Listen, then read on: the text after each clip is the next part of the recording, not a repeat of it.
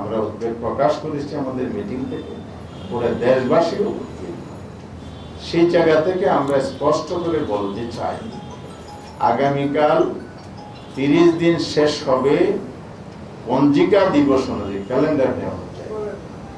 এর মধ্যে যদি সরকার সংবিধান পরিষদের অধিবেশন না ডাকে বা ডাকার ব্যবস্থা না করে, তাহলে আমরা 11 দল আজকের এই বৈঠকে শীর্ষ নেতৃত্বের সাথে পরামর্শ করে আজকে বৈঠক ডেকেছি।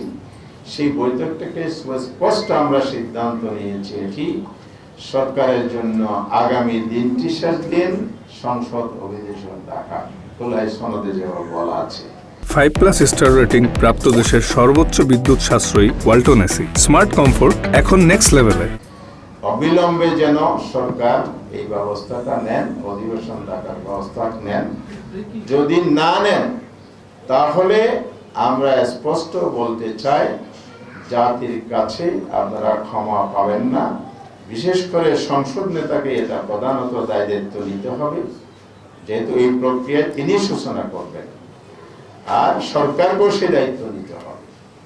জনগণ সরকারের এই অবহেলা, অবজ্ঞা, জনমতকে উপেক্ষা করে চলা, জনগণকে অপমানিততার দায় যেমন নিতে হবে, আমরা দায়িত্বশীল বিরোধী দল হিসাবে এবারে আমাদের সংসদ সদস্যগণ অবশ্যই সংসদে ভূমিকা রাখবেন। তার পাশাপাশি আমরা একটা সিদ্ধান্ত নিয়েছি, জুলাই সনদ বাস্তবায়নের জন্য যদি দ্রুত ব্যবস্থা না নেওয়া হয়, অর্থাৎ আগামীকালের মধ্যে যদি অধিবেশন ডাকার জন্য উদ্যোগ গ্রহণ না করা হয়, জনগণকে সাথে নিয়ে জনগণের সম্মান, মর্যাদা, আকাঙ্ক্ষা সমুন্নত রাখার জন্যেই আমরা রাজপথের আন্দোলনে যেতে বাধ্য হব।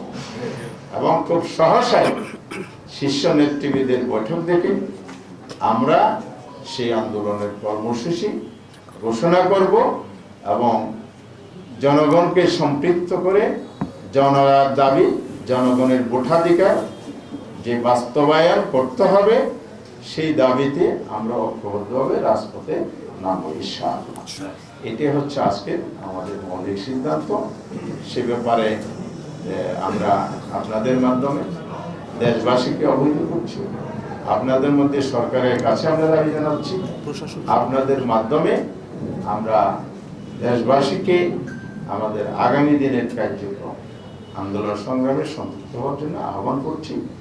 আমরা ইতিমধ্যে এই বিরোধী দলের অবস্থানটা ব্যক্ত করেছি। আমাদের বিরোধী দলের নেতা বাংলাদেশ জামাত ইসলামী ডক্টর শফিকুর রহমান ইতিমধ্যে উনি বলেছেন, সংসদে আমরা গঠনমূলক ভূমিকা রেখে সরকার সহায়তা করতে চাই।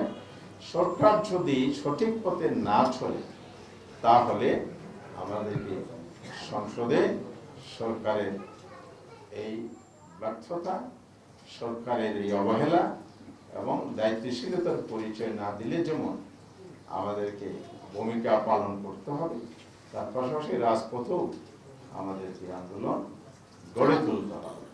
সে বিষয়ে আমরা আজকে আলোচনা করেই এই সিদ্ধান্তে পৌঁছেছি। আপনাদের সবাইকে ধন্যবাদ।